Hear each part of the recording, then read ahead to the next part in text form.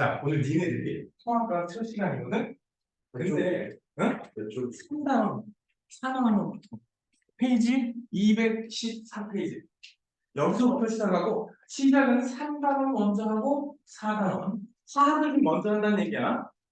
오케이?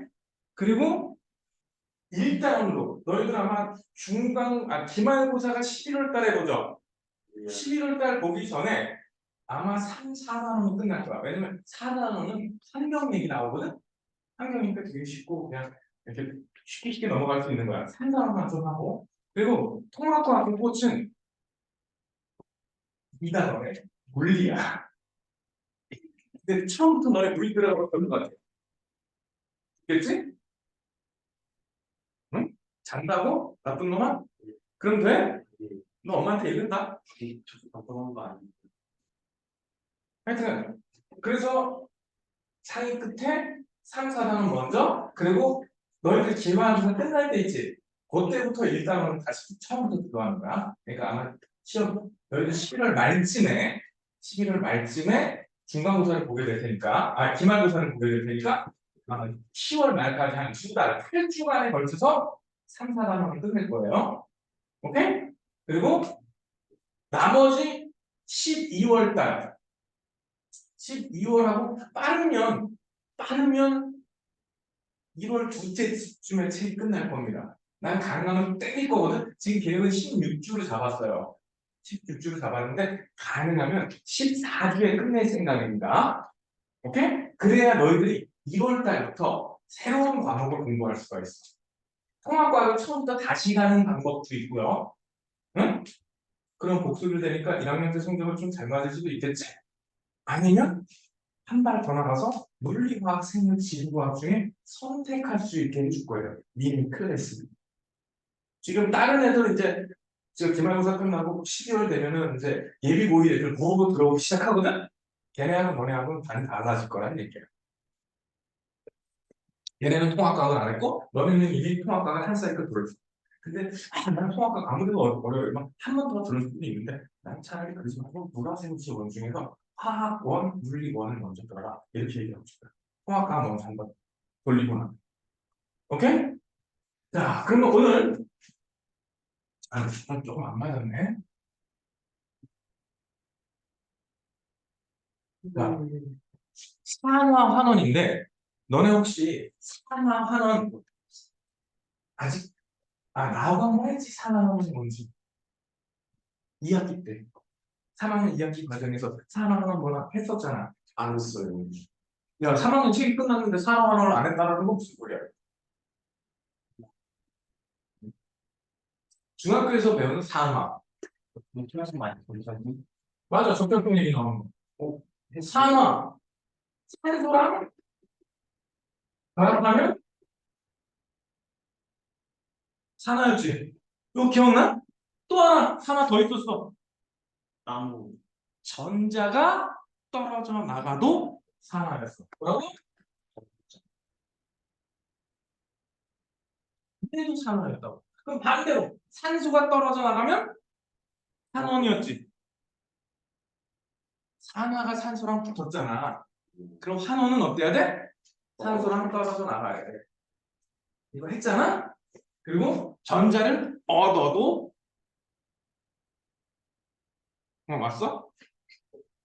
다시 한번 해볼게요. 산화가 뭐라고? 산소랑 결합하던 전자를 뺏기던 둘 다 산화야. 오케이? 그런데 고등학교 과정에서 1학년 과정에서까지는 안 나오지만 여기에 산화수 증가라는 것도 있거든. 근데 이 산화수 증가는 1학년 때는 배우지 않고 2학년 방학 시간에 배우게 됩니다. 그래서 수능에 한 문제씩 꼬박꼬박 나오는 게 산화환원 중에 산화수 증가야. 책.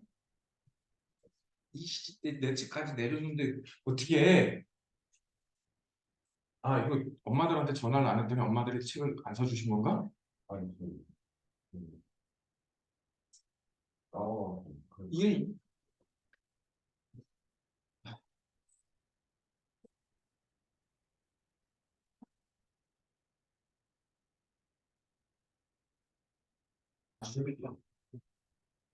자, 다음 시간까지 꼭 책을 좀 장만하세요.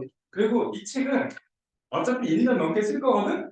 어차피 내년 1년 내내 쓸 거고, 혹시 다른 학원에서 다른 부제로 통합과학을 하더라도, 완자는 개념설이다. 완자하고 하이탑이 내용을 가장 충실하게 설명해 준 책이에요. 내가 봐서는. 거기다 뭐 굳이 하나 더 하면 셀탑까지 있는데, 내가 봐서 셀탑까지 안 가고, 하이탑하고 완자 정도 있지. 이 정도만 갖고 있으면 웬만한 내용은 다 해결이 됩니다. 오케이? 거기다 완자하고 하이탑은 내신 대비용 교재가 아니라 기초용 교재입니다. 문제가 되게 쉬워.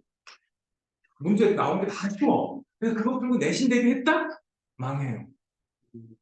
이것만 믿고 가면 안 되고 얘는 개념을 익히기 위한 기본을 만들기 위한 책이다. 알겠어? 문제집 아니야 얘는. 문제가 일부 있기는 하지만 이 문제는 내신 대비도 안 될 만큼 너무 쉬운 기초적인 것만 들어가 있다. 알겠어? 그래서 최소한 1등급 만들기 5투 이 정도까지는 풀어야지 그래도 나 내신 조금 대비했다. 그 정도는 80점 정도 맞을 수 있겠다 생각하시면 됩니다. 근데 거기다 빡세게 얼마큼 더 준비했다 이래야 돼. 그리고 통합과학은 1학기 중간고사, 그러니까 1단원 시험 문제를 못 본 학생들은 그 다음에는 잘 볼 기회가 없다고 보시면 되겠습니다. 2학기는 중간고사는 보통 100점짜리가 50명씩 만들어요. 50명, 60명 막 이렇게 쏟아져 나와. 적어도 30명대 쏟아져 나오고. 근데 너네까지 지난번에 한번 얘기했지만 너네까지는 1학년은 상대평가, 2학년은 절대평가예요. 과목이. 그래서 4%만 14명만 1등급이에요. 39등까지가 2등급이고 70 몇 등까지가 3등급 나와요. 4등급, 5등급은 몰라도 되겠지. 근데 거의 만점에서 약간의 감점, 중간 기말 합쳐서 두 문제, 운이 좋으면 두 문제, 두 문제 틀면 1등급 안 나와. 중간 기말 합쳐가지고 두 문제 틀면 1등급 안 나와. 하나 정도, 물론 수행은 만점이라는 조건하에. 근데 중간고사 때 잘 본 애들이 보통 많아. 왜냐면 1단원 내용이 좀 쉽거든? 2단원 물리 파트가 되게 어려워요. 그것 때문에. 그래서 중간고사는 평균이 막 80점 이런데 기말고사는 평균이 40점도 안 나옵니다. 학원 다녀도 지금 깐족거리면서 다니는 애들은 학원 다녔을 때 50점도 안 나오고 그래도 수족해요. 정신 차리고 해야 됩니다. 근데 2학기 때는 화학 파트하고 생물 파트거든? 그래서 오히려 1학기 때보다는 2학기 때가 점수 따기가 쉬워. 근데 1학기 때 망한 놈들이 2학기 때 할까 안 할까? 근데 그러면 안 돼. 왜냐면 내신은 어차피 1학기 따로 2학기 따로야. 응? 1학기 때 망치도 2학기 때 잘 보면 1학기 때 뭐 5등급 맞았을 때 2학기 때 1등급 받으면 어느 정도 커버가 되는 거예요. 거기다 통합과학은 대학 입시의 필수 제출 점수죠. 1학기, 2학기도 둘 다 제출해야 돼요. 특히 고등학교 1학년 때 통합, 공통 이런 표현 붙은 거 있지? 얘네들은 대학 입시 때 무조건 제출해야 되는 과목입니다. 망치면 돼야 돼. 중학교 때처럼 어설프게 하면은 진짜 망합니다. 오케이? 자, 아까 해야 되지 않게 기록할게. 갑자기 복사 문제 때문에. 자, 산화가 뭐라 그랬지? 산소랑 결합하는 거. 혹은 전자를 잃는 게 산화야. 환원은 이 반대. 산소가 떨어지든지 전자를 얻으면 돼. 요거를 살짝 바꾸면 전자를 잃었다라는 걸 살짝 바꾸면 금속이 양이온이 됐다는 거죠.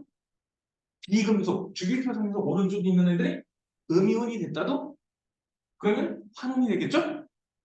이런 식으로. 그리고 1학년 때는 안 되지만 2학년 화학에 가면 산화수라는 공식을 대충 8가지를 배우게 됩니다. 이거는 수식 공식이 아니라 따질 때 그 방법 8가지 정도를 배우게 돼요. 절대규칙 4가지랑 우선규칙 4가지 이렇게 해서 배워서 얘 산화수가 어떻게 변해가는지 그걸 보고 산화수의 변화를 보고 산화환원을 따지는 방법이 있는데 지금 이거는 안 해도 되고 결국은 이거 2개 가지고 따질 거예요. 오케이? 근데 이건 이미 중학교 때 한번 했어. 그래서 되게 쉽게 넘어갈 수 있는 단어입니다. 근데 왜 고등학생 시기나 돼서 산화환원을 다시 배우냐? 우리 주변에 산화환원 아닌 화학 방식이 많지가 않아. 우리 주변에 웬만한 화학 반응은 사용하는 경우가 굉장히 많아요. 물론 아는 경우도 있기는 하지만. 자, 그 중에서도 일단 지구 생명의 역사, 지구와 생명의 역사를 바꾼 화학 반응. 그 첫 번째를 광합성이라고 싶었어요. 응? 아직 사실 산화하는 게 진짜 중요한 것 중에 하나가 인간의 역사에서는 불의 사용, 불도 산화하는 반응이죠. 그렇지? 불의 사용이 인간의 역사에서 무지하게 중요해요. 근데 그거보다 먼저가 광합성이에요. 광합성 생명체가 먼저 태어났을까? 인간이 먼저 태어났을까? 과학성. 얘는 생겨난 지 한 30억 년쯤 돼요.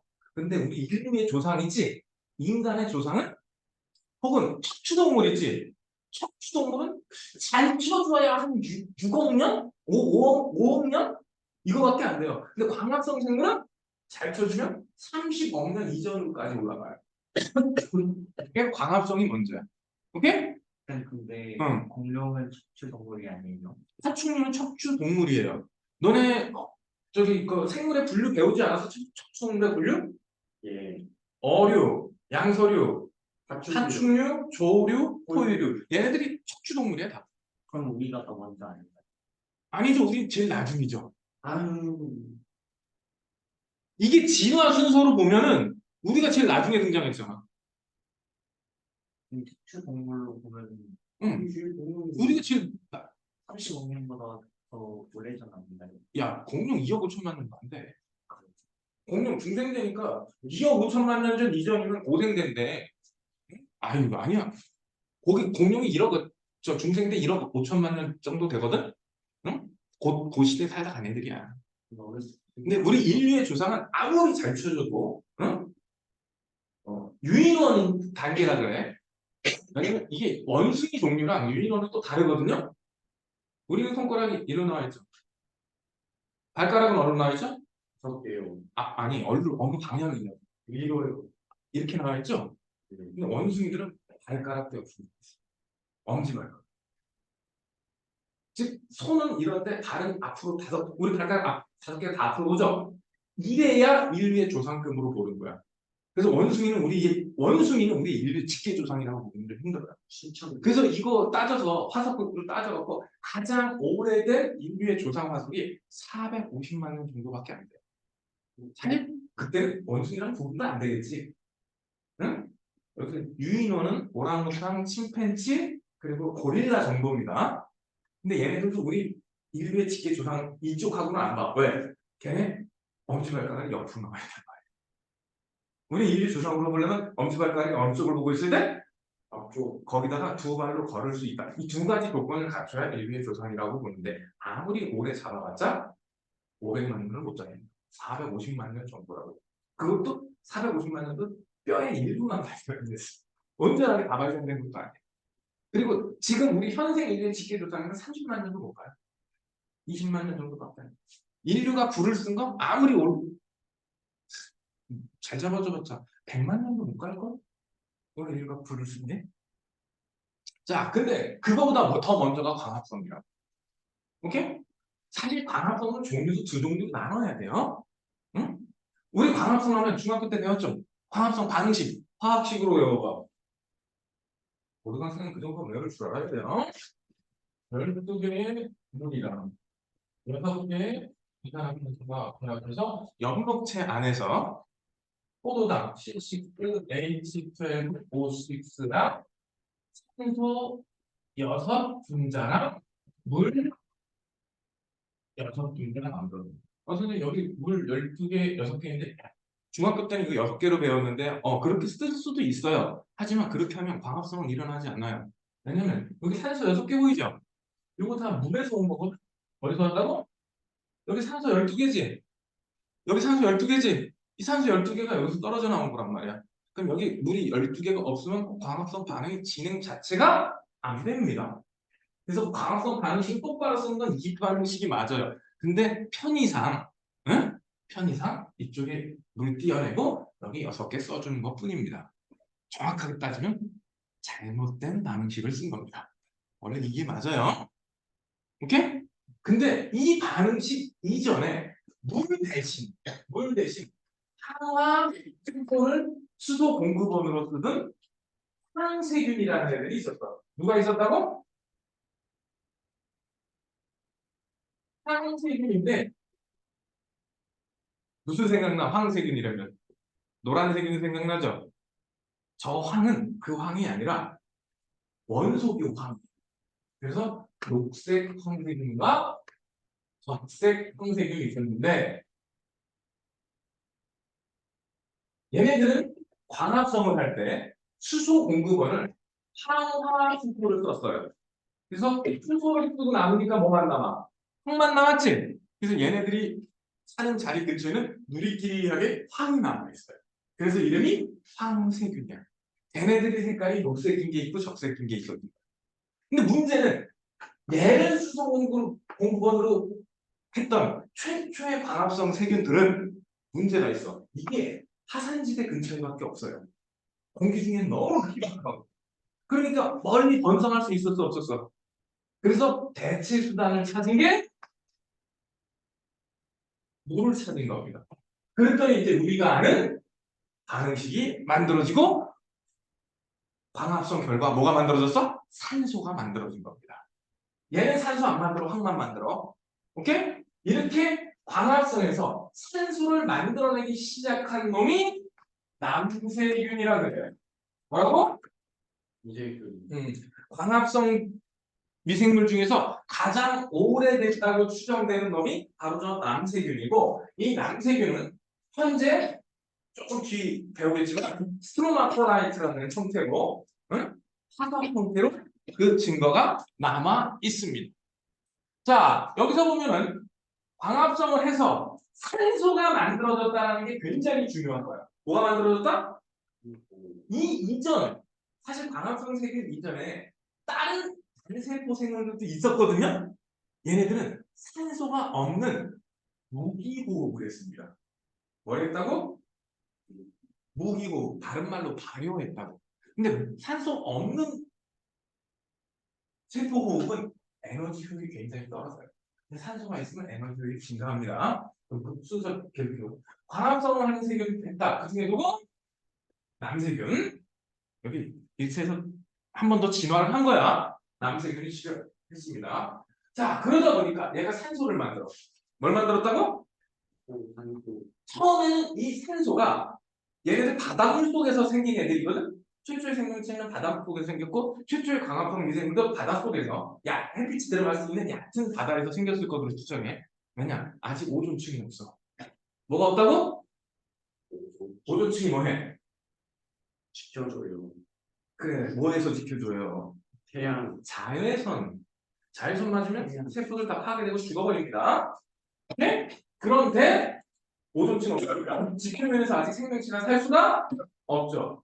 그래서 바닷속에서 최초의 생명체가 생겼을 것으로 생각을 하는 겁니다. 이 산소가 그 세균 중에 광합성을 했고 광합성을 해서 산소가 생겼어. 오케이? 산소가 생겼는데 처음엔 이 산소가 공기 중으로 나오지 못하고 바다에 녹아 들어갔는데 적어도 억 단위의 시간이 흘러갔을 것으로 추측을 합니다. 바닷속에 엄청나게 많은 금속 이온들이 있었을 거거든. 얘네들하고 만나서 금속과 반응해서 산화물을 만들어. 그러니까 대표적인 게 이런 적철석 같은 지구가 마그마 바다였던 시절에 막 지구가 전체가 마그마 덩어리였던 시절이 있거든요. 그때 철을 가라앉아서 핵을 만들어요. 근데 일부는 물에 녹아서 남아있었단 말이야. 오케이? 그래서 이온 상태로 남아있었던 것들이 산소랑 결합하면서 어떻게 됐다? 산화철. 이게 가라앉아서 지금 우리가 깨끗이 쓰는 철광석이 됐다라고 보면 돼요. 오케이? 이렇게 수백만 년, 수천만 년, 거의 억 단위로 흘러가면서 드디어 바닷속에 녹을 만큼 다 녹았어. 기체는 물속에 어느 정도 녹을 수 있죠? 우리 알고 있지? 차가울수록 좀 잘 녹는 거 알고 있죠? 그래서 그 이후에 드디어 바깥쪽으로 공기가, 즉 대기 중에 산소가 증가하기 시작합니다. 바닷속에 처음에 녹았어. 어디서 녹았다고? 바닥에 녹았어. 바다에 녹을 만큼 녹은 다음에 대기 중으로 나와요. 이 대기 중으로 나온 게 약 25억 년쯤 전부터요. 언제쯤부터? 25억 원이면 이때쯤부터 대기 중. 그러니까 대기 중에 이때까지는 산소가 없었다는 얘기죠. 25억 년쯤 전까지는 대기 중에 산소는 없었어요. 그리고 대기 중에 여기 보면 메테인, CH4, 암모니아, NH3 그리고 뭐 여기 뭐 수증기도 있었고 이런 활성성 기체가 있었어요. 무슨 기체?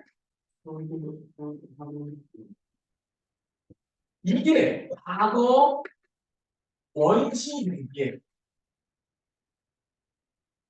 활성성 기체가 있었는데 얘가 지금 산화성 기체로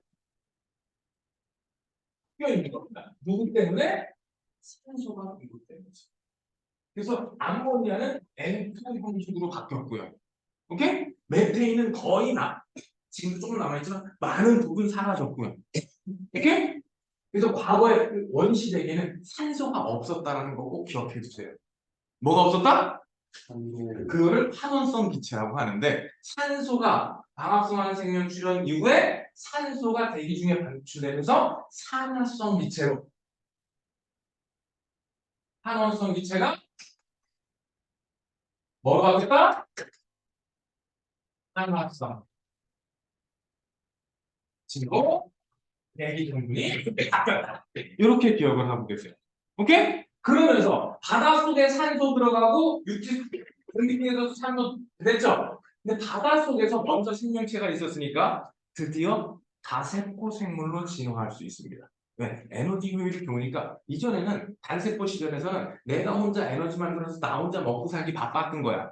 근데 이제 나 혼자 산소를 이용해서 호흡을 하니까 에너지를 많이 만들어. 나 혼자 만들어서도 다른 애들 나눠줄 수가 있어. 그러니까 세포가 여러 개가 합쳐져서 기능이 나뉘는 다세포로 진화할 수가 있었다. 뭐로 진화할 수 있었다? 산소 호흡을 해서 즉 유기 호흡을 하면서 이게 에너지 효율이 훨씬 좋거든? 응? 에너지 효율이 좋으니까 다세포 생물로 출현했다. 뭐가 출현했다? 여기는 다세포 생물 얘기가 뒤쪽에 나오고 여기는 없네. 다세포 생물 출현했다. 뭐 출현했다?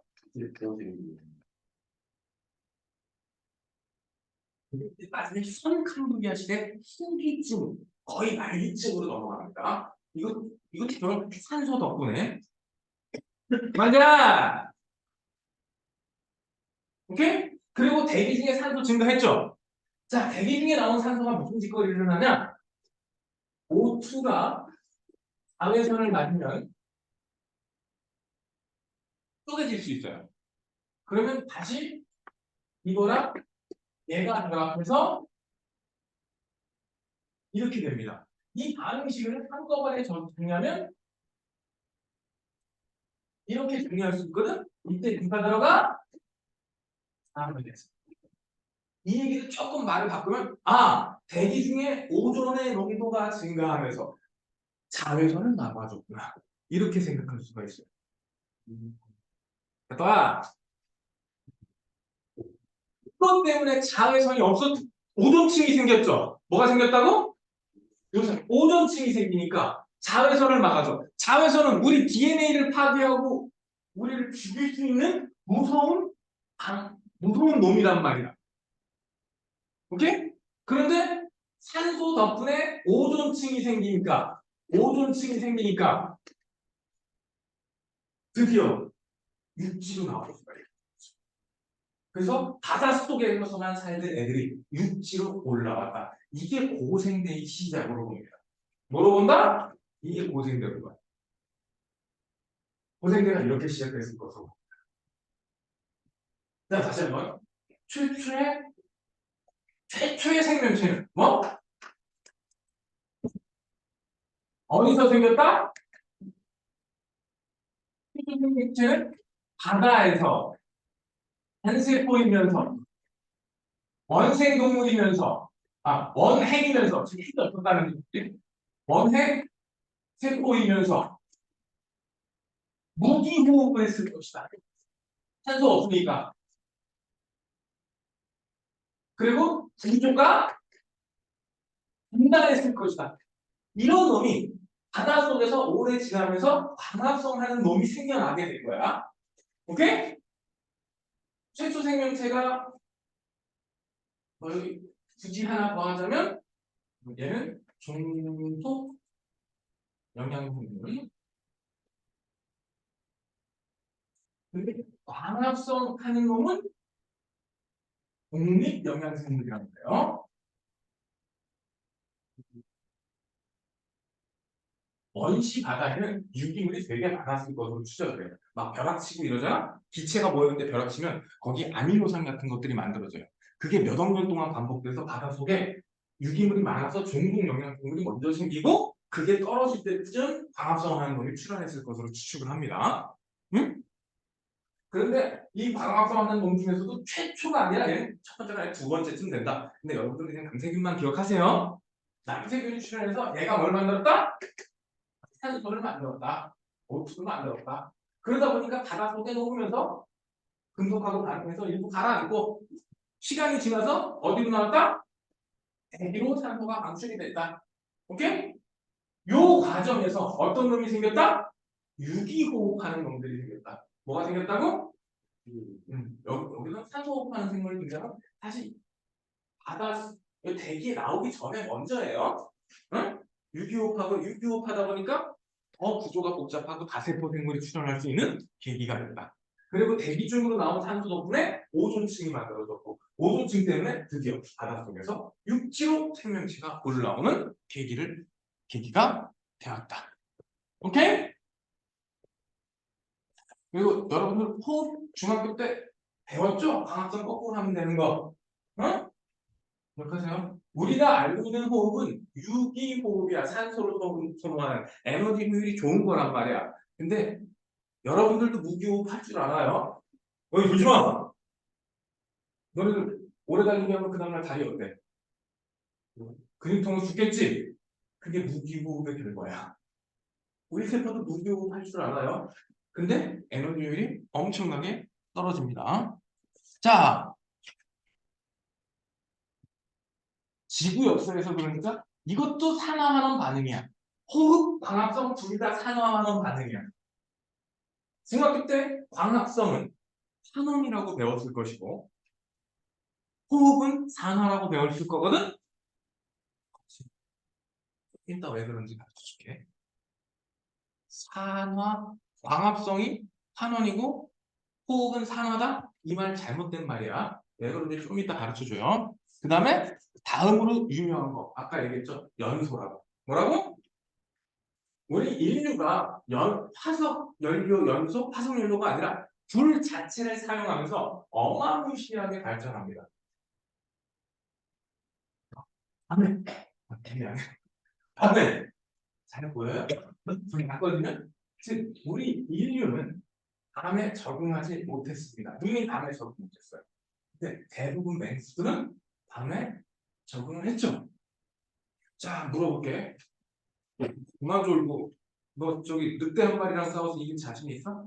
늑대랑 1대1 다이다이. 너 맨몸이야. 완전 빨가벗고 싸워요. 도구 없어. 넌 자신 있어? 네. 응? 구라치지 마. 늑대 한 마리랑 들개 한 마리랑 싸워서 이길 자신 있어요? 사실 그때는 아마 들개가 아니라 늑대라고 봐야겠죠. 그 늑대가 순화된 게 지금 개로 보니까. 응?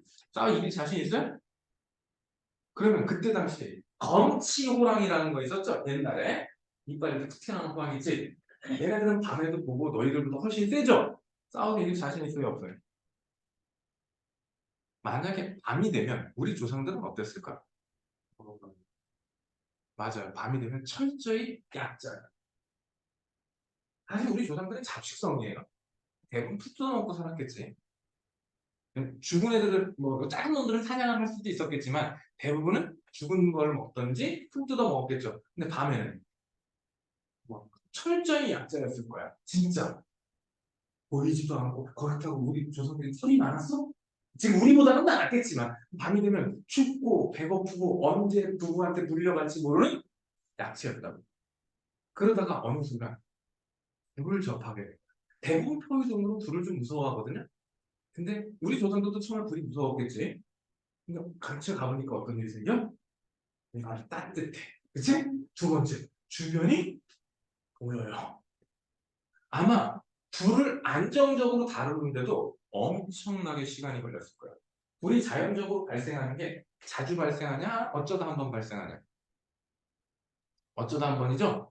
그러니까 원시인들 입장에서는 불을 안정적으로 관리하는, 불을 유지하기 위해서는 뭔가 땔감을 넣어줘야 된다는 거지. 그 땔감의 종류 구분하는데도 아마 적어도 수천에서 수만 년의 시간이 걸렸을 수도 있어요. 그러다가 이제 드디어 안 거지. 아, 얘는 돌멩이 집어넣으면 않다.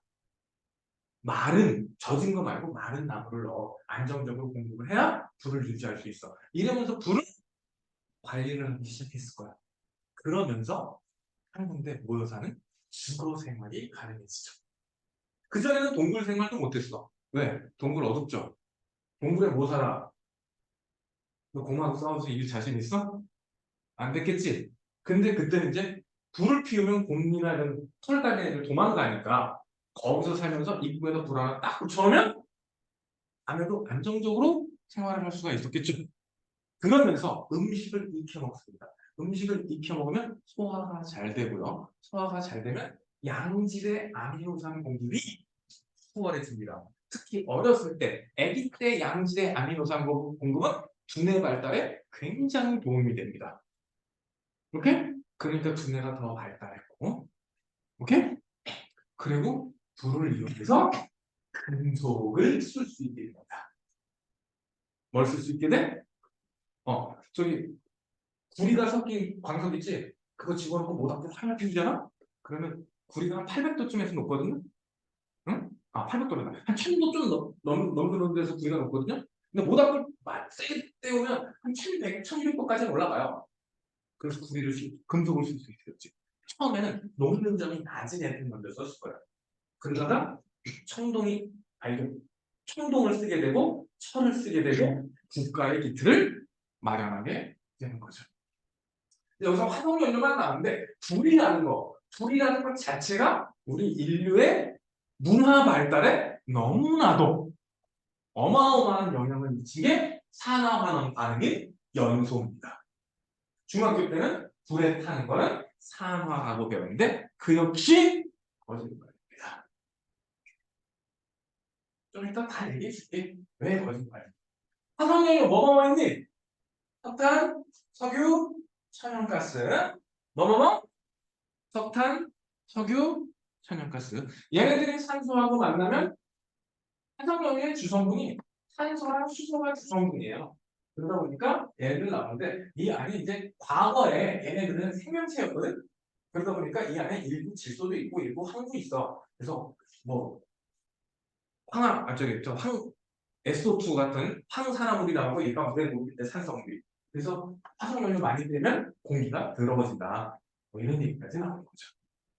화석연료를 연소해서 공기 중에 일반적으로 이산화탄소로 물이 생기게 됩니다. 이 화석연료 연소, 사실 옛날에는 한 산업혁명 이전까지는 난방수단이 거의 대부분이 땔감이 나무였어. 뭐였다고? 연탄 잘못 쓰면 죽어요. 왜? 일산화탄소 중독돼서.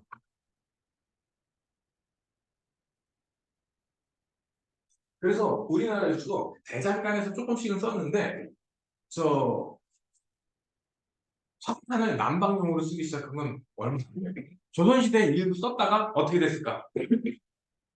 일산화탄소 중독으로 다 죽어나갈 거라고. 그래서 굉장히 위험해서 안 쓴 거로 기록돼요. 화석연료가 근데 언제 쓰이냐? 산업혁명 되면서. 즉 증기기관 쓰는데 석탄 가지고 나무가 타는 데는 온도도 비교적 낮고 석탄이 더 높은 데서 높은 온도에서 불거든요. 그러니까 외연기관, 즉 증기기관의 효율성 때문에 장작을 쓰다가 더 좋은 거 없나 찾아서 석탄으로 넘어간 겁니다. 그래서 석탄 광산이 굉장히 화랑을. 그래서 증기기관을 쓰면서 산업혁명이 일으키게 돼요. 근데 이게 문제가 하나 있어. 석탄이 생각보다 부피가 크고요. 연료 효율이 물론 땔감보다는 더 좋은데 이거 옮기기 쉽고 좀 편한 거 없을까 대체제로 찾은 게 석유입니다. 석탄은 생각보다 재가 많이 남아요. 뭐가 남아? 그러니까 이 재주처리도 문제 있고 연속적으로 에너지를 공급하는 것도 문제가 있고 땅에서 캐갖고 직접 가지고 올라와야 되잖아. 근데 석유는 파이프만 있으면 돼. 액체니까 흘러갈 수가 있지. 연속 공급하니까 아주 편해요. 그래서 내연기관에는 대부분 석유는 교통수단. 여기서 쓰는 내연기관. 뭐라고? 얘는 내연기관이다. 우리 실린더 밖에서 붙었고 얘는 실린더 안에서 붙어서 이렇게 구성을 합니다. 근데 너무 이거 교통수단, 교통혁명이 일어나죠. 요즘 자동차 너무 많죠? 응? 근데 이것 덕분에 우리가 먹고 사는 겁니다. 교통이 이만큼 발달 안 했으면 어느 동네는 음식이 남아들고 어느 동네는 굶어 죽는 상황이 벌어져요. 하지만 산업연료를 너무 많이 써서 요즘 기후가 개판됐죠?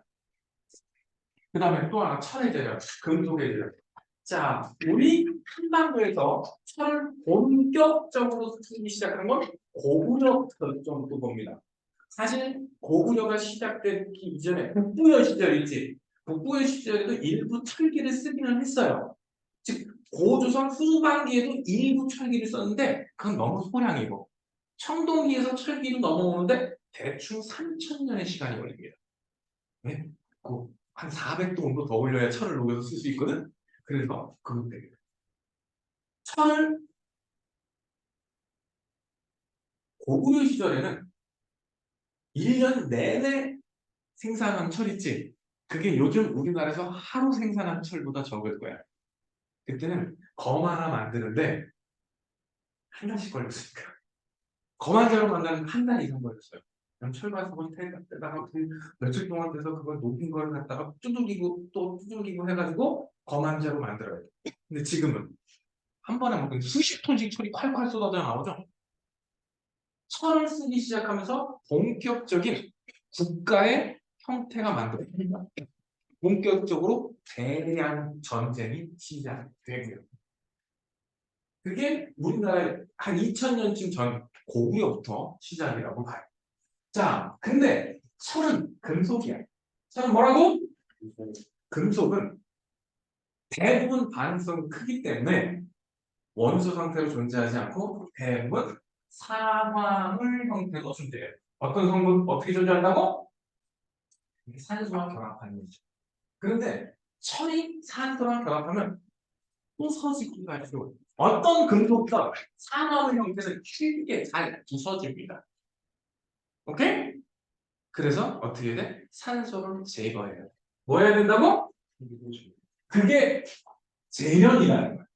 뭐를 제거하는 거? 산소를 분리해서 제거하고 순수한 금속만 얻어내는 과정을 재련이라고 해요.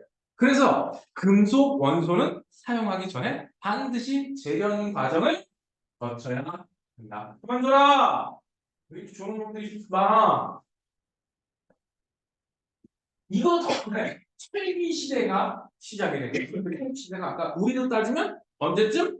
고구려가 시작할 때. 서양으로 따지면 영국 역사로 따지면 다 알 거야. 혹시 너네 킹 아더라는 거 아니야?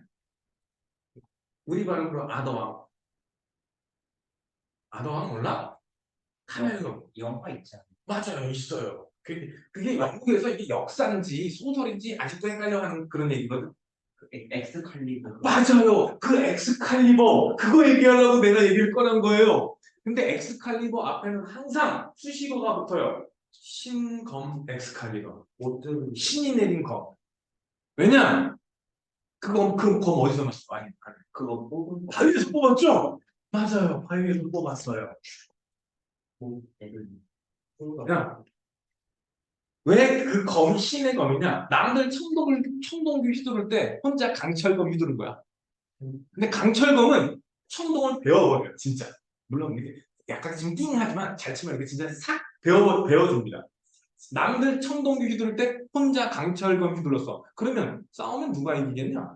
저요. 그러니까 모르는 사람은 그 칼은 신이 내린 검이죠. 그래서 신검 엑스칼리버. 그거와 관계 가장 깊은 인간이 누구야?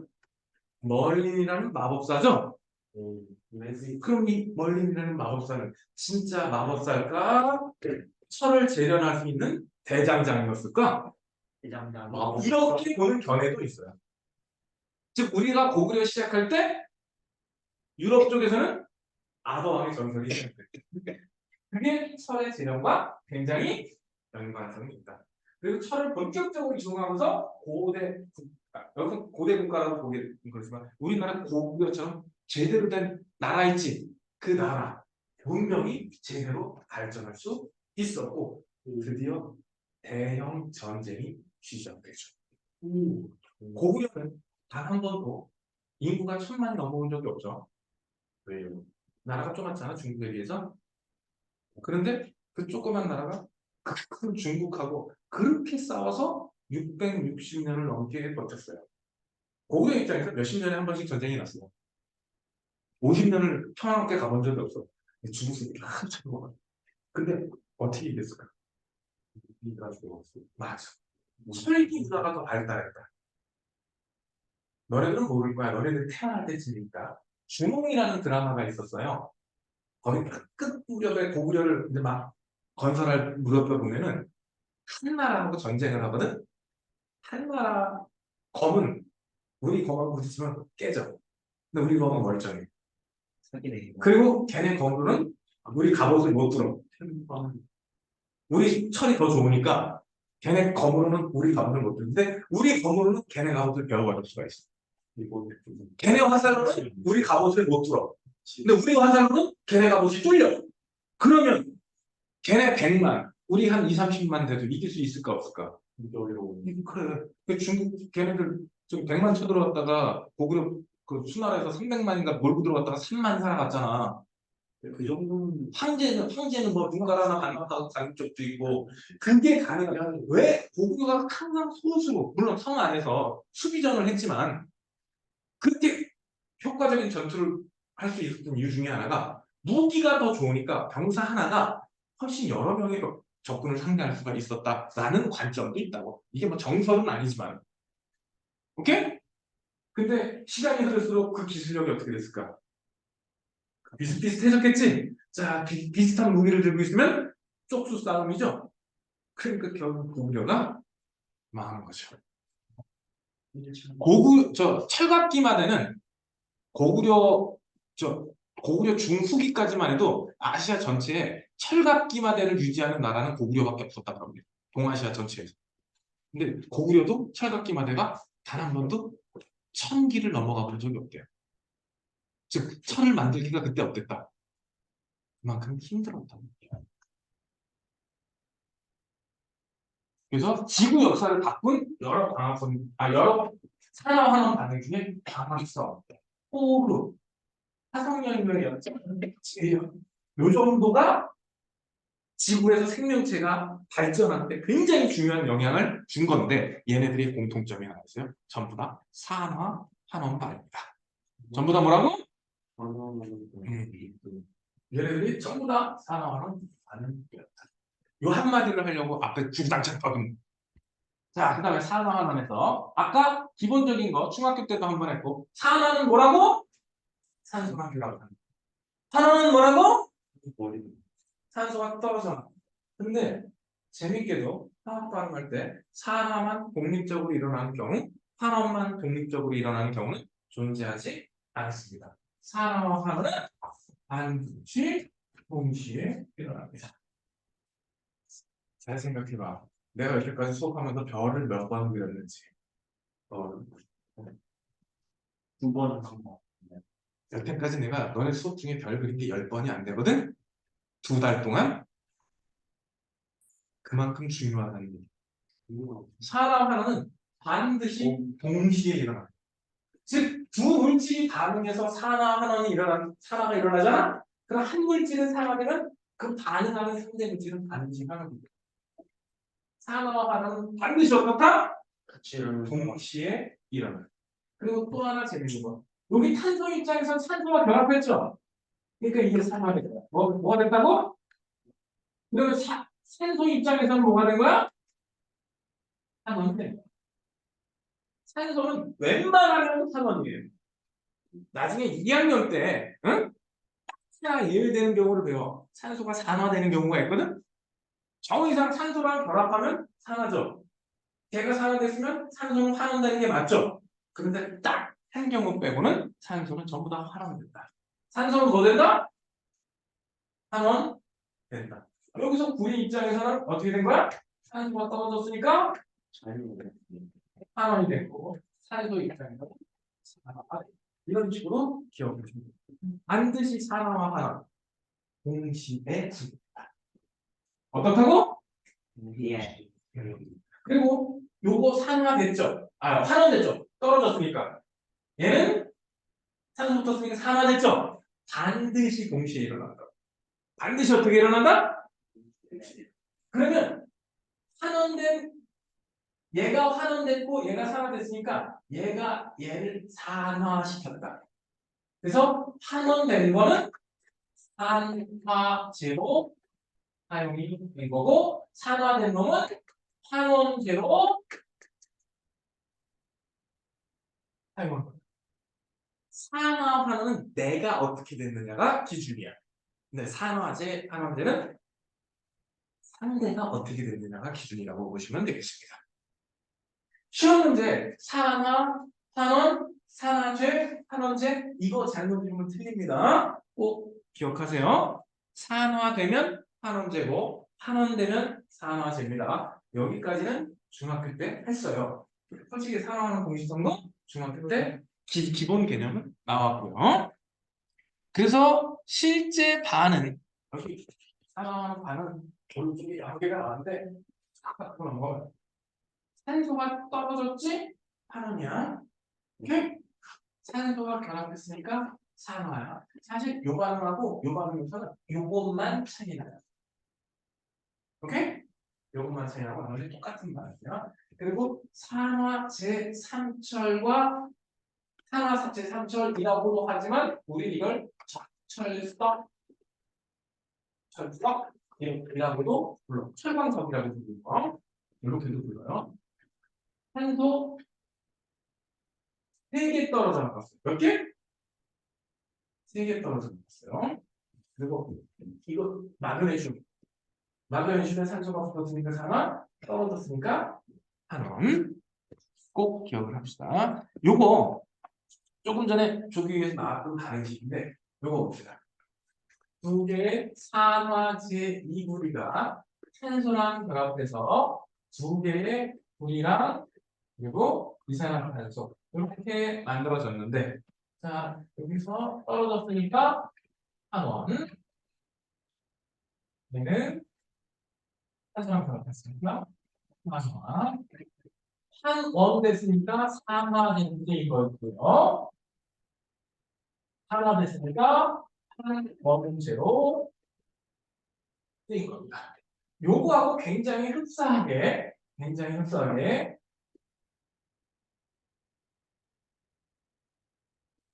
이렇게 반응식을 줄 수도 있어요. 그러면 여기서는 똑같이 떨어졌으니까 산원이 붙어지고 여기서는 산소가 붙었으니까 산화가 된 겁니다. 산화됐으니까 환원제, 환원됐으니까 산화제로 쓰인 겁니다. 오케이? 자, 그런데 요거는 따로 별도였으니까 자, 여기서 생긴 기체가 이산화탄소야. 돌리면 일어나서 들어. 이산화탄소가 생겼으니까 석회소를 뿌옇게 흐리게 만들 수 있었던 거죠. 오케이? 만약에 조금 전에 밑에서 반응처럼 물이 생겼으면 염화 코발트 종이를 붉게 만들었다. 이렇게 표현을 하겠죠. 이산화탄소 초등학교 때부터 배웠어요. 석회소를 통과시키면 뿌옇게 흐려진다. 오케이? 그 다음 이거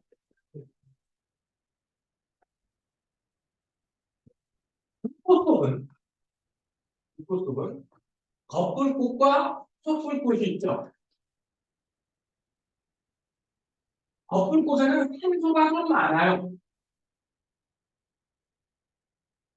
근데 속불꽃에는 산소가 적어요. 그래서 구리 덩어리를 겉불꽃에 집어넣으면 구리가 산화가 일어납니다.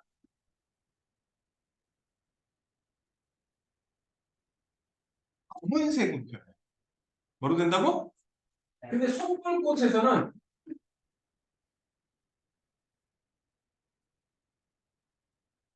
이런 식으로 떨어진다고 보시면 돼요. 오케이? 그런데 여기서 사실 정확하게 이게 아니고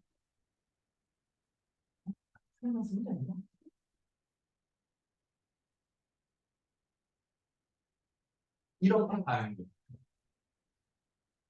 이런 식으로. 왜냐면 이 안에는 일산화탄소들이 포함이 돼 있어. 산소가 적어서 화석연료가 연소하면서 에탄올이 연소하면서 에탄올 혹은 메탄올이 연소하면서 일산화탄소가 일부 있거든요. 응? 이게 거풀꽃에서 완전히 이산화탄소까지 돼서 날아가는 게 정상인데, 응? 구리 덩어리를 겉에다 집어는 거풀꽃에다 집어넣으면 검은색 산화제 이구리가 되고, 속불꽃에 집어넣으면 검은색이었던 산화제 이구리가 다시 붉은색 구리로 산화이 돼요. 요거 뭐? 산화. 요거 뭐? 산화. 즉 겉불꽃에서는 산화 위주로, 속불꽃에서는 산원 위주로 일어났다는 뜻이 되겠습니다. 그 다음 전자의 이론. 벌써 다 했던 거야. 전자 뺏기면 산화입니다. 오케이? 전자를 뺏긴다? 금속이 양이온이 됐다. 뭐가 됐다? 금속이 양이온이 됐다. 이렇게도 표현합니다. 반대로 전자를 얻으면 환원됐다고 표현합니다. 즉 음이온이 되면 환원. 여기서 보면은 요거가 있어. 그래서 요 반응 때문에 우리가 뭐 하나를 외워야 돼요.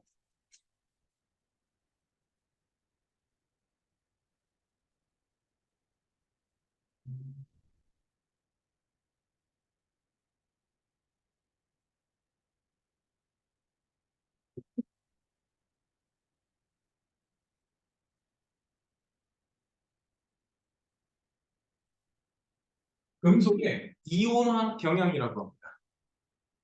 나중에 결국은 외워야 돼. 응? 금속의 이온화 경향인데 둘 중에 하나가 이온이면 무조건 왼쪽에 이온으로 나가야 됩니다. 이온이 왼쪽에 더 잘 돼요. 그럼 여기 볼까요? 뭐를 집어넣냐? 질산연이니까 AgNO3인데 여기 물에 들어가면 은이온과 질산 이온으로 나뉘어서 전기가 통할 수 있는 상태가 되어 있습니다. 전해질입니다. 근데 여기가 뭐를 집어넣냐? 구리를 집어넣어요. 근데 구리는 여기 있고요. 은은 여기 있어요.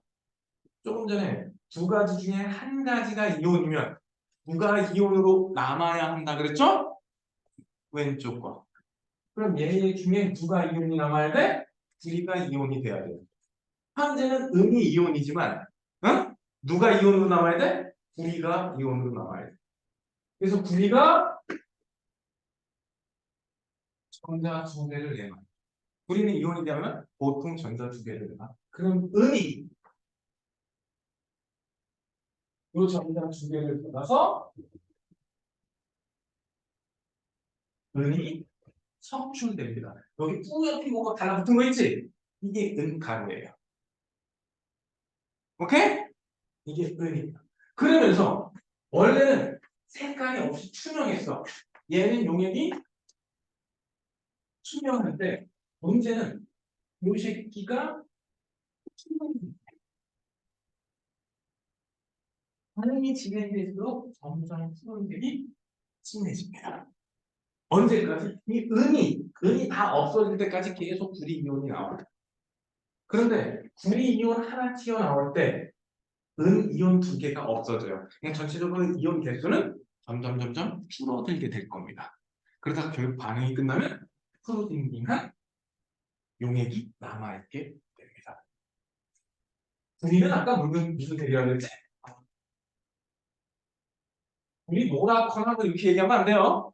순수한 구리는 붉은색이라 그러고 구리 이온은 푸른색이라고 합니다. 여기서 이거 내신에 진짜 잘 나오니까 기억하세요. 알겠어? 뭐가 없어지고 뭐가 나오는지. 자, 그럼 여기서 우리 지금 배우는 게 산화, 환원이지? 응? 색깔 변화보다 더 중요한 게 뭐라고? 산화, 환원이야. 그러면 구리는 뭐가 됐어? 전자 떨어져 나갔죠? 그러니까 산화 됐어. 구리는 뭐가 됐다고? 은 입장에서는 전자 얻었죠? 그러니까 산화됐으니까 환원제로 쓰인 거고, 환원됐으니까 산화제로 쓰인 거야. 근데 저 H는 수소가 기준이라 괄호 치는 겁니다. 정확하게는 수소 이온이 기준입니다. 그 괄호가 그렇게 궁금했어? 네. 이거 2학년 때 되면 이거 나오는데 라떼는 말이야. 이거 중3 때 외웠거든? 라떼는. 이걸 알아야 이 반응이 일어날지 안 일어날지를 판단하니까. 그리고 다음 거 하나가 더 비슷한데 다릅니다. 여기서는 항상 제2부 CuSO4를 물에다 녹아. 자, 지금 내가 누구 이러면서 화학식 딱딱 펴지? 너네 이거 다 돼야 돼. 중학교 2학년 때 끝냈어야 되는 거야. 여러분 중학교 2학년 때 작년이니까 학교 제대로 나갔지? 화학식 잘 외워놨기를. 안 외웠으면 어느 날 내가 테스트 한번 봐가지고 여러분들 숙제를 왕창 내주는 수가 있어. 외우라고 테스트하는 수가 있어. 이렇게 이온화돼요. 그러면 무슨 색이냐? 색으로 인수가 됩니다. 근데 거기다 뭘 집어넣었냐? 아연, 얘를 집어넣었어요. 얘가 있는데 얘를 집어넣었어. 그럼 누가 이온이어야 돼? 무조건 그렇지, 아연이. 그러니까 아연이 어떻게 돼? 이온화. 그러면 구리가 요 전자 두 개 나가서 붉은데 구리로 속출됩니다. 그러면 구리 이온이 자꾸 없어지죠? 구리 이온이 구리로 자꾸 변하죠? 그래서 푸르트기에 있는 색깔이 점점 푸른색이 사라지게 됩니다. 그럼 시험 문제에서 푸른색이 진해지냐, 푸른색이 없어지냐를 묻는 거는 방식을 보고 결정해야 되는 거죠. 앞에 거는 파란색이 진해졌죠? 뒤에 거는 파란색이 없어졌죠? 외워서 시험 보다가는 큰일 난다는 얘기야. 그러니까 이 산화하는 방식을 이해를 하셔야 된다는 얘기예요. 여기서 아연은 이온이 됐으니까 뭐? 산화가 됐고, 구리는 전자를 얻어서 석출이 됐으니까 구리가 산원이야. 조금 전에 이거 말고 이 앞에서 구리가 산화였지? 그쵸? 응? 그러니까 산화냐 환원이냐는 구리가 산화됐다 환원됐다라고 외우면은 안 된다고. 개념을 이해하셔야 된다고. 왜? 여기서 분명히 구리가 뭐야? 구리 분명히 아니 구리 환원됐죠? 그런데 요 위에서는 여기서는 구리가 뭐가 됐어? 산화됐잖아. 단순 외우려고 하지 말고 개념적으로 전자를 뺏겼구나, 전자를 얻었구나, 요 개념으로 이해를 하셔야 돼요. 알겠어? 환원됐으니까 산화제, 산화됐으니까 환원제. 오케이? 남을 산화시켰으니까 환원은 환원된 물질은 산화제이다. 오케이? 그 다음에 산과 금속의 발. 염산은 HCl이고요. 염산이니까 수용액이라서 이 상태로 존재를 하고 있습니다. 거기다 뭘 집어넣었어? 똑같이 아연 집어넣었죠? 그러면 누가 이온 상태로 있어야 되지? 수소하고 아연이니까 아연이 이온 상태로 있어야 되지? 그러니까 아연이 이온이 되고 요 수소랑 만나서 수소 기체가 돼. 수소는 기체니까 날아간다. 오케이? 그래서 시간이 지날수록 빛이 뽀글뽀글 날아가면서 염산 농도는 점점 떨어지게 되겠죠. 그럼 어느 순간 맹물처럼 변해서 수소 이온이 숫자가 없을 테니까 맹물처럼 산성이 아닌 상태가 되겠지. 오케이? 여기서 얘는 산화됐죠? 얘는 환원됐죠. 환원됐으니까 산화제로 쓰인 거고 산화됐으니까 환원제로 쓰인 겁니다.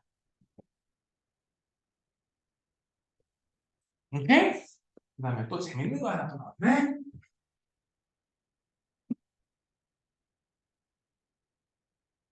나트륨 금속. 공기 중에 나트륨은 큰일 납니다. 잘못하면 터져요. 나트륨은 수분 물에다가 집어넣으면 폭발합니다. 나는 해봤지. 콩알 만하게 잘라가지고 물에다 던졌더니 진짜 터지더라. 뻥 하고 터지더라. 이거 옛날에 스펀지라는 프로그램에서 주먹만한 나트륨을 비커에다 이렇게 넣었거든요. 폭발해갖고 그냥 NaCl 소금이야. 근데 이렇게 해가지고 잘 섞어주잖아? 그럼 자연스럽게 반응돼요. 얘는 뭐 불꽃을 튀겨주는 거나 이런 필요 없이 나트륨 자체가 반응성이 아주 크거든. 그래서 염도가스가 가득 들어있는데 나트륨 있지? 나트륨 기름 속에다 보관을 해요. 그 기름을 싹 닦아내고 있지? 그 염도가스 통에다 딱 집어넣으면 알아서 이렇게 변해버립니다. 불꽃 내면서 이렇게 변해. 나중에 뚜껑 열어보면 소금이 남아 있어요. 근데 NA 입장에서는 얘가 어떻게 되느냐? NA 플러스가 CL 마이너스니까 NA 입장에서 양이온이 됐지? 얘가 이렇게 안 나가는 얘 입장에서는 CL 마이너스가 됐지? 그러니까 전자를 얻어서 화성했다 이렇게 표현할 수가 있습니다. 내가 장담할게. 여러분들 내년 여러분들 쓴 중간고사를 보게 되면 산화하는 문제는 적어도 두세 문제 이상은 나올 거야. 근데 오늘 배운 이 기본 개념을 모른다? 망한 거지. 내가 쓰고 있는 반응식들 알아는 볼 수 있어야 돼요. 지금 다 암기하는 거는 한 번에 암기하는 건 쉽지 않으니까. 어? 하지만 중학교 2학년, 3학년 때 배운 화학 기초로 가지고 이거 내가 지금 막 쓰고 있는 거 있지? 그렇구나. 못 외워도 지금 따라오면서 저게 저렇게 되는구나. 이 정도까지는 따라오셔야 돼. 만약에 안 되면 나한테 다음 시간에 반드시 다시 질문할 거야. 오케이?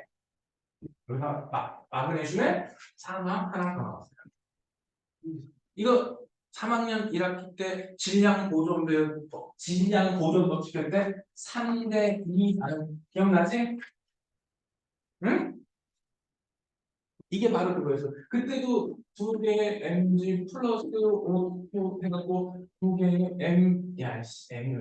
mgo 이거 했었어 안 했었어?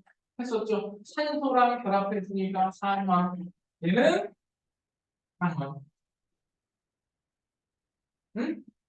산소 이거는 그걸로 표현해도 되고 얘가 이온화되면 mg2 플러스랑 O2 마이너스 돼요. 이온화되면 그러면 마그네슘이 전자 뺏긴 거죠. 그래서 산화. 이렇게 따져도 좋습니다. 오케이? 떠는 산화는 산소와 전자가 산소랑 붙으면 산화, 전자를 뺏기면 산화. 한쪽만 똑바로 외워보면 나머지는 반대다. 오케이? 자, 개념 확인 문제 숙제예요. 우리 주변에 산화환원 있는데 자, 중학교 때는 요 파트를 이렇게 배웠어요. 광합성은 환원이고 세포흡은 산화다 라고 배웠는데 거짓말이고 산화환원은 어떻게 일어난다? 반드시 동시에 일어나니까 이제부터 광합성은 환원이고 세포흡은 산화다가 아니라 광합성도 세포흡도 산화환원 반응이다. 뭐라고? 산화환원 반응. 다만 그 안에서 중학교 때 산화환원이라고 배웠던 이유가 주요 원소의 방향이 산원이었고 주요 분자의 방향이 산화였기 때문에 그렇게 설명했던 거지. 산화하는 반드시 어떻게? 동시에. 여기서 이산화탄소 입장에서는 산화, 물 입장에서는 떨어졌으니까 산화. 오케이? 산소 입장에서는 여기는 원래 어떻게 보면 이온이거든요. O2 마이너스 상태는 O2 마이너스가 아니지만 이거 요즘은 안 배워요. 수소가 떨어져도 산화라고 치거든? 요즘은 안 배워요. 포도당 입장에서는 산화가 됐고 산소 입장에서는 산소는 맨날 하면 돼야 돼. 탄소는 뭐 해야 된다고? O2가 가능하면 환원이 돼야 돼. 반드시 지금 이제 뭐라고 해오라? 산화하는 반응이다. 뭐라고? 그 다음에 연소. 연소는 중학교 때 많이 해가지고 할 게 따로 없을 것 같아. 탄소가 반응을. 메테인의 연소. 메테인이 이건 산소 입장에서 산소랑 결합했으니까 산화. 산소는 맨날 산화. 그 다음에 철의 재련. 철이 재련될 때 여기에 코크스, 철광석 그리고 석회석 이 세 가지를 같이 넣어줍니다. 세 가지 같이 넣어주면 그 상태에서 불을 뗍니다. 그럼 어떤 일이 일어나냐? 이 코크스라는 게 유연탄을 가지고 만든 탄소 덩어리거든요. 뭐라고? 저 탄소를 일부러 일산화탄소를 만들어요. 그냥 여기에 그냥 코크스를 직접 반응시키는 것보다 일산화탄소로 반응시키면 더 낮은 온도에서 더 쉽게 이 산소를 떼어낼 수가 있어요. 그래서 일부러 이 불완전 연소 과정을 한 번 더 거치는 거야. 그런 다음에 여기에 세균 일산화탄소를 결합시켜서 철 두 개가 일산화탄소 CO. 그럼 얘 입장에서는 산화가 일어난 거고, 얘 입장에서는 산화가 일어난 거고, 얘 입장에서는 산소가 떨어졌으니까 산화이 일어난 거고, 얘 입장에서는 산소가 하나 더 붙었으니까 산소 입장에서는 산화가 연속 두 번 일어날 겁니다. 오케이? 그런데 가끔 고등학교 과정에서 이놈의 석회석은 그러면 산화됐나요? 환원됐나요? 물어보는 경우가 나오거든. 얘는 산화도 산원도 아닙니다. 여기서는 얘는 산화하는 반응이 아닙니다. 이거 정확히 고등학교 2학년 때 가면 이유까지 배웠는데 지금은 저기 들어갔던 석회석은 산화하는 반응하는 게 아니구나. 목적은 불순물 제거구나.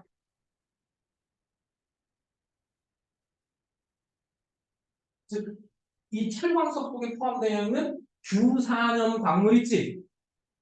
얘네들을 제거해서 위쪽에 띄우는 게 목적이야. 그래서 TV 같은 데 보면 용광로 작업하는 사람 보면 그 은박지 같은 거 입은 아저씨가 철광 그 용광로 위에서 참뭐 이렇게 휘젓고 뭐 건져내는 것 같은 느낌이 나오는 거 있지? 그게 바로 이 불순물 제거하는 과정이야. 철광석이 저렇게 이렇게 불그스름하다. 산소랑 결합해서 불그스름하다.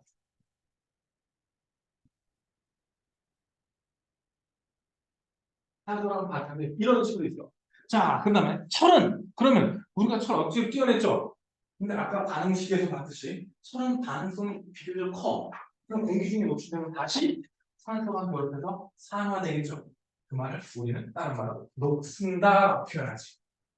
뭐 어떻게 된다고? 녹슨다. 근데 이렇게 벌크스름하게 녹쓰는 건 손으로 비벼도 부서져요. 말로 본 것처럼 부서진단 말이야. 그럼 돼, 안 돼? 안 되죠? 그러면 철의 부식을 방지를 해야겠지? 그래서 페인트 칠하는 겁니다.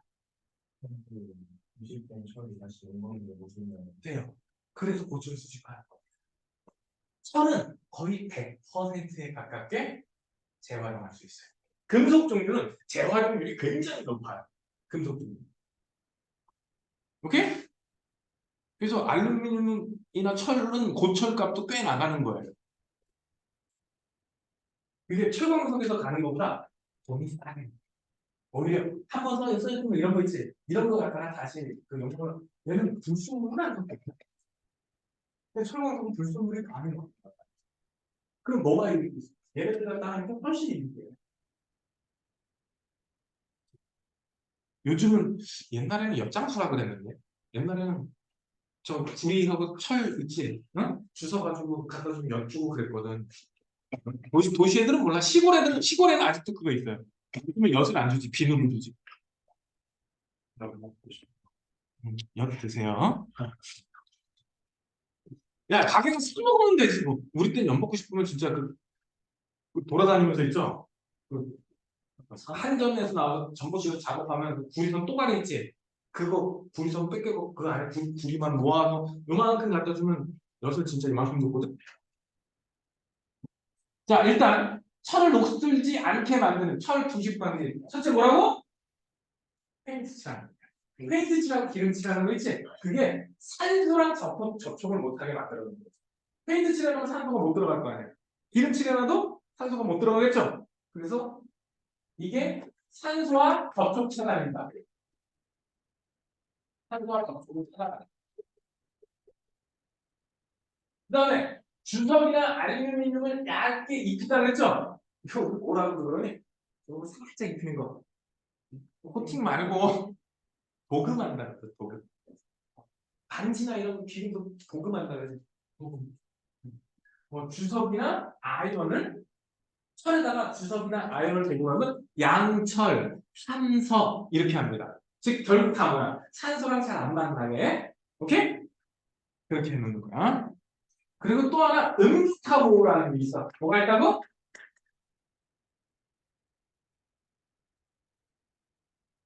음스타보라는 건 뭐냐면 철보다 훨씬 반응성이 큰 아까 그 금속 중에 왼쪽에 거 있지?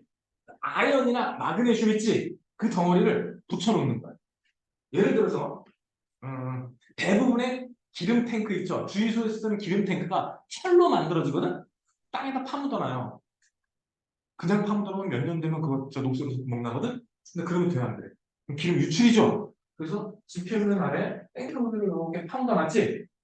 여기서 전선을 연결해서 지표면 근처에 이렇게 하고 여기다가 마그네슘이나 아이언 같은 거, 아이언이니까 얘네들을 연결시켜놔. 그럼 철이 녹슬려고 하잖아? 그러면 누가 더 반응을 잘하니까? 반응성이 큰 금속이 반응 더 잘하지? 전자를 공급해줘.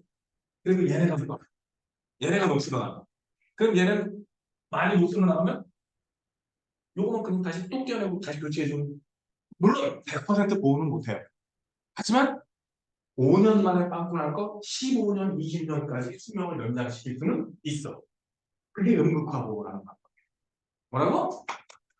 반응성 금속을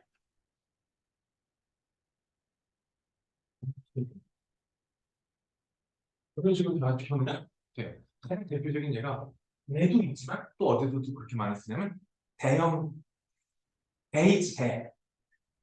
얘네들은 육지로 끌어들여갖고 바닥 청소하기 쉬워요. 그래서 그렇게 음극화보호 알루미늄을 덕지덕지 동쳐가고 다닙니다. 오케이? 그 다음에 우리 주변에서 살아가는 배 발견되는 거 알죠? 이거 산소 만나서 그렇게 되는 거예요. 아, 배나 사과가 발견되는 거 이거 산소 만나서 그런 거야. 그리고 요즘은 겨울에 일행은 홈마루 있지? 이 안에 이런 데가 여기 집게 철 들었어. 어?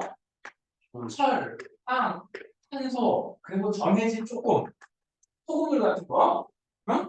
그 상태로 딱 밀봉되어 있는 거야. 그러다가 뚜껑이 딱 열면 공기 중에 수분이 들어가면서 반응이 시작돼요. 그래서 핫팩은 구멍 하나에 뻥 뚫려 있으면 그때부터 시간이 간다고 보시면 돼요. 핫팩 써봤죠? 그게 철가루, 그리고 황, 탄소 조금, 전해질, 응? 전해질은 보통 소금을 좀 많이 넣지. 거기에 이제 수분이 들어가면 반응이 시작이 돼. 그래서 완전 밀봉되어 있는 거예요. 그리고 다 반응하면 이제 천이 다 산에서 딱딱하게 굳어버렸죠. 그 다음에 표백제, 락스. 락스 있지? 요즘 이거 말고 엄마들이 뭐 다른 거 탄산수소 나트륨이라든가 이런 거 쓰죠? 다 그거. 글루콘 연소라고 보니까 산화 하는 게지. 그리고 단디플 얘 산화. 이거는 만져보면 뜨겁지는 않아요. 불편인데 우리가 느끼적으로 여기에 가는 게 아니야. 하지만 이것도 요즘은 화학 반응으로 지칭하는 거거든? 응? 혹시 낚시 가봤니? 낚시가 보면 그 캠이라는 게 지금 탁 꺾으면 불나는 거. 그것도 열이 아니라 이거 원리를 흉내내는 거예요. 산화한 거 아니고. 그리고 우리 여학생들 염색할 때 탈색하는 거 있지? 그게 바로 그때 이제 과산화수소거든. 색깔 탈색할 때 그때 그것도 산화하는 거예요. 그러면서 머리결이 개탄되는 거예요. 혹시 해본 적 있는 염색? 밝은 색으로 염색하려면 응? 이걸 하얀색으로 탈색부터 해야 되거든? 이때 왕창 쓰는 거야. 우리 주변에 사랑하는 말이 되게 많다. 또 어디에도 쓰냐? 옛날 도자기, 옛날 구미술품 있지? 그거 복원하는 데 써요. 사슴이 파묻혀 있을 때 그 원래대로 들고 있는 거 있지? 그것도 사랑하는 쓰고. 애칭은 너네 탄화 알아? 탄화? 고무판때기 타가지고 이렇게 똑같은 거 찍어내는 거 있지? 그게 고무판이 아니라 금속판. 금속판 표면을 어떻게 해놓고 긁어. 그런데도 산성에다 담그면 고기만 녹겠지. 그렇게 만든 탄화가 애칭이에요. 그 다음에 유화도, 유화는 처음 나오는 기름이거든? 기름이 공기랑 접촉해서 딱딱하게 굳어요. 그래서 유화는 그려본 사람. 유화 그려본 사람 없어? 없어요. 말그림도 한달 걸려. 그래서 미술화가들이 유화 그릴 때 있죠? 그려놓고 한 달 동안 기다려야 돼. 안 그러면 손 딱 찢으면 어떻게 돼? 안 돼. 망할 거야. 한 달 가까이 걸려. 마르는. 완전히 마르는데. 대충 마르는데 한 일주일 걸리는데 완전히 마르는데 한 달씩 걸려. 그래서 그 그리는 사람들 거기서 그려놓고 이렇게 막 널어놓고 있는 이유가 그거예요. 이거 말이에요. 근데 그것도 좀 사나? 그 안에 있는 리놀렌산이라는 성분이 공기랑 접촉해서 딱딱하게 굳어요. 그래서 딱딱하게 굳으면 수백 년 가도 버팁니다. 그래서 유화로 그리는 거예요. 일반 물감으로 잘 안 그려요. 알겠냐? 뒤에 문제는 숙제로 풀어오십니다. 알겠습니까? 실전 문제까지 상관 225페이지까지가 숙제입니다. 알겠지? 얘들아, 다음 시간엔 제발 늦지 마. 오늘도 앞에 15분 까먹었어요. 오늘도 앞에 15분이나 까먹었어. 다음에 제발 정시에 와서 빨리 시작합시다. 진도 좀 빨리 나가야 되니까. 수고하셨습니다.